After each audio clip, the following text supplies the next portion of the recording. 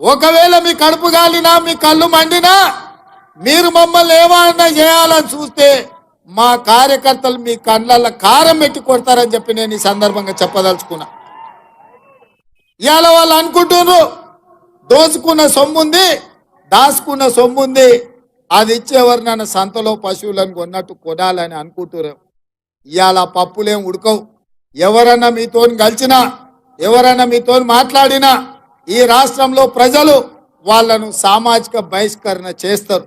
అందుకే ఇవాళ మేము వచ్చిన నుంచి ప్రతి సమస్యను అవగాహన చేసుకొని ప్రతి చిక్కుముడిని విప్పించి ఇవాళ తెలంగాణ రాష్ట్రంలో తెలంగాణ ఉద్యమంలో విద్యార్థులది నిరుద్యోగ యువకులది అత్యంత కీలకమైన పాత్ర.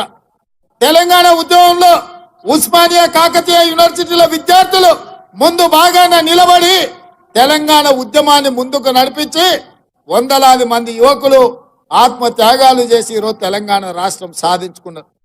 మరి రాష్ట్రంలో 2 లక్షల ప్రభుత్వ ఉద్యోగ ఖాళీలు ఉంటే భర్తీ చేసిండా కేసీఆర్ అని నేను అడుగుతున్నా.